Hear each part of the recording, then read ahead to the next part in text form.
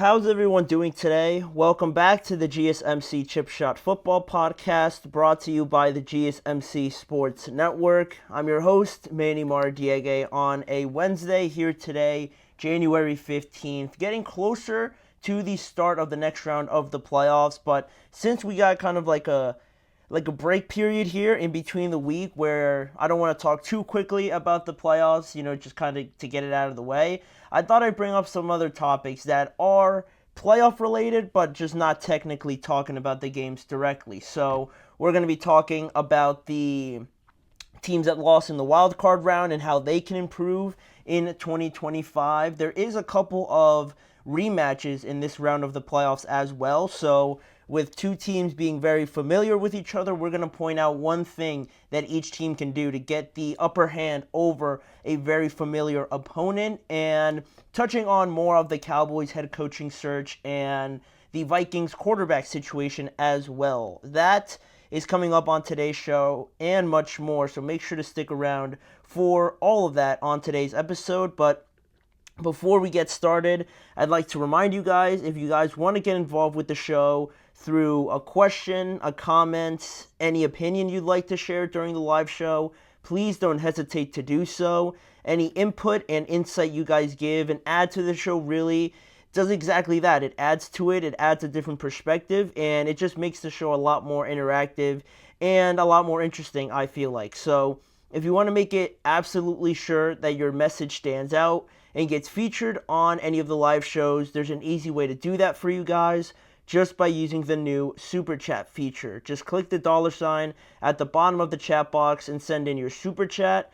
This way, it guarantees that your message gets on the air, I'm able to read it, and take the conversation maybe in a different direction. It always makes it a lot more fluid, and you just never know. So we rely also on your support to keep bringing you the content you love, and we appreciate every bit of it. So again, let us know what you're thinking, hit the Super Chat button, and get involved with the show. But now with that out of the way, we can start talking about a few things here. Starting off with the Cowboys, right? Just quickly, because we did touch on them a little bit yesterday in a couple different segments, but this is a bit more of a development when it comes to the Cowboys and their head coaching search, because I briefly mentioned it yesterday how Dallas was, it felt like, I don't know if I was the only person thinking it, but it felt like with them moving on from Mike McCarthy, right, once they finally came to a final decision on that, quickly and moved over to Deion Sanders, right? Just like in the blink of an eye, we were quickly just moving on to Deion Sanders. And you got those reports, and not only that, but you also have sources telling CBS Sports that the Cowboys decision makers took part in a hiring sort of training session, pretty much a mandatory step for NFL teams to actually start looking for head coaches and or GMs. Basically anybody that they want to hire, they got to go through this sort of virtual training that's mandated by the NFL. And furthermore, those sources claim that it was less than 2 hours after the news of Mike McCarthy and the Dallas Cowboys, sort of broke yesterday around noon. Once that came out, it was less than 2 hours after that the Cowboys decision makers were already taking this sort of virtual training regimen, right, that they have to go through, already thinking about the next step and sort of being proactive, right? And that's the first thing that I wanted to bring up, because we haven't really seen the Cowboys be proactive and be, trying to stay ahead of the course, right? They always, kind of take their time and really are very diligent, I guess, to put it nicely, with looking and making big decisions. But this kind of surprised me. Pretty uncharacteristic of the Cowboys to be very fluid and just looking ahead. Once something didn't work out, they're on to the next, which I thought, is good, but I just wasn't expecting it. So that's one thing, right? How quickly the Cowboys moved on from it. But also, when you do move on from something like this, it's not an easy decision, right? Obviously, but it makes you think that they got somebody in mind already, right? They have somebody lined up in case Mike McCarthy fell through. And now that we're at this step, right away we moved over to Deion, and it makes you think, right, that that's the guy. That's the guy that they had lined up. They always wanted Dion, sooner rather than later. So now that Mike McCarthy has decided to part ways, now they could really go after Deion Sanders. And it's not a bad option, right, obviously, but it's not only Dion. Sources also say that Bill Belichick is another one that the Cowboys are still interested in because of his good relationship with Jerry Jones. But, with both Dion and Bill Belichick in the college ranks now, you got the buyout clauses. Bill Belichick has an even higher one of $10 million before June 1st, and it does get lowered to only $1 million after June 1st. But if you don't have a head coach until after June 1st, I don't think that's any way the right approach to trying to hire a head coach, right?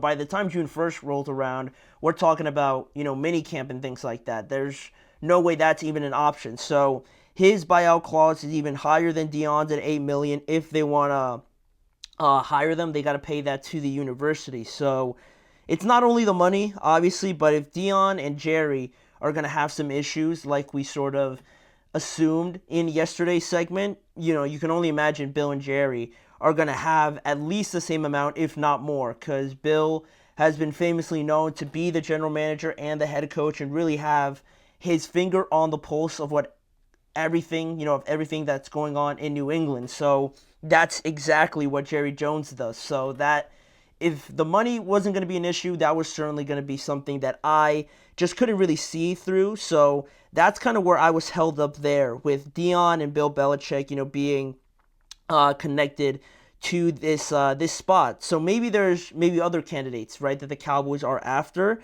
And it is weird because the Cowboys waited so long to kind of move on from Mike McCarthy, right? They kind of missed the window where they could have interviewed Ben Johnson or Aaron Glenn, but because they're number one seeds, Aaron Glenn and Ben Johnson as the two most popular head coaching candidates, I would say, because the Cowboys, kind of missed that window already, because of the NFL rules, Dallas is not allowed to make any sort of contact with them until they either lose or until after the Super Bowl, because the Lions were one of the number one seeds, so they have different rules to, some of the other playoff teams, right?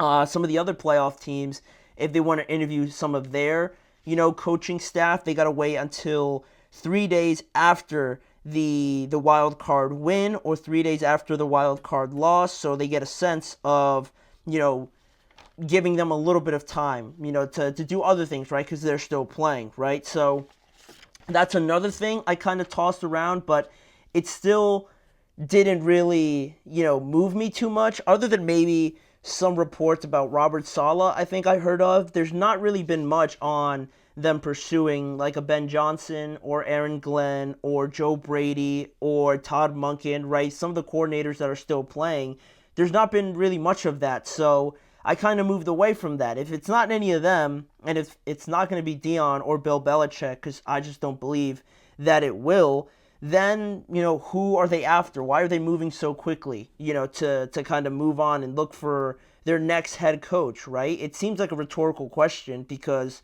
the head coach is obviously the most important position in the connection from front office to, actually talking about the players, right? The head coach is, in large part, a major part of that. So where could they be looking towards? And I saw another report that said that Jerry Jones was pretty fond of Jason Witten, and that was one of the options that I really wasn't considering. But after I read, this report from NFL media, after, last night, and the report came out last night saying how Jerry, allegedly, this is all just, based on what they're hearing. The report said that Jerry had spoken to Jason Witten already about the head coaching position with the Dallas Cowboys, and that in his ideal scenario, he wanted Jason Witten to be sort of the heir apparent to Mike McCarthy as part of the negotiations he was having with Mike McCarthy. And as you would imagine, Mike McCarthy was not really too big a fan of that, so that was also another reason why the negotiations kind of parted ways. And that was according to NFL media, of course, and obviously, it would have probably entailed like Jason Witten being like an assistant coach or assistant head coach or something like that to Mike McCarthy. And I think that in itself is a bit of just like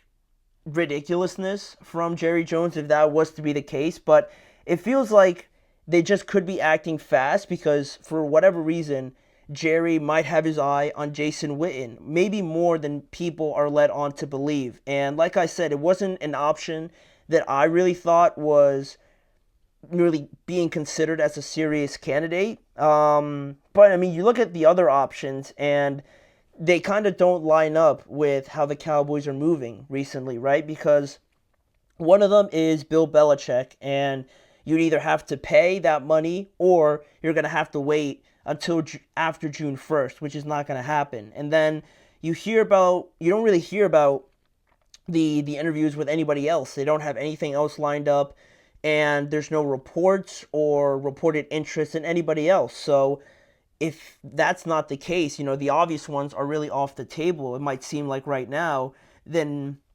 it could be someone like Jason Witten, right? Someone completely outside of the box that Jerry, very fond of him, the connection's obviously there, for whatever reason, feels like he would be a good candidate for this job. And it seems very rushed if that does seem to be the case, because I can't imagine, no disrespect to Jason Witten, but I can't imagine he has many opportunities to be a head coach at this moment in time. He's never been a college coach. He's never had any other coaching experience except like high school, where he's currently at now. But, doing my best detective work and kind of piecing everything together the way I just kind of explained, I feel like the Cowboys are going to surprise a lot of people with who their head coach is going to be. And I mentioned Mike Zimmer yesterday, but there were some sources saying that he might be considering retirement. So that's a whole nother issue. If he does retire, now that they have to find a new defensive coordinator. So maybe, just for you guys to think about it out there, maybe Jason Witten seems like a more realistic option than a lot of people are really considering at this point in time. Nothing the Cowboys do would really surprise me. I'm just putting that out there. So, I mean, I think any ideal candidate would be someone like Dion, right? If they were able to convince him. But I think up their sleeve, they're kind of plotting something that a lot of people are not going to be really expecting. So just like as a warning, don't be surprised if something crazy like that happens, right? In regards to the Cowboys, right? I feel like they're going to be pretty quick in deciding who their next leader is going to be. So keep an eye out for that. But we got a lot more to talk about on today's show, really regarding a lot of the playoff teams and former playoff teams now in 2024, 2025. The next segment is focusing on the wild card round a little bit more. I can't be the only one that thought that there was a lot of blowouts in that game. There was a lot of disparity between the teams that lost and the teams that won in the first round of the playoffs. So we're going to talk about why there was such a huge difference. Is this a big problem? And is there any sort of quick resolution that we can get to in the coming years in the NFL? So we're going to touch on that when we return after this break.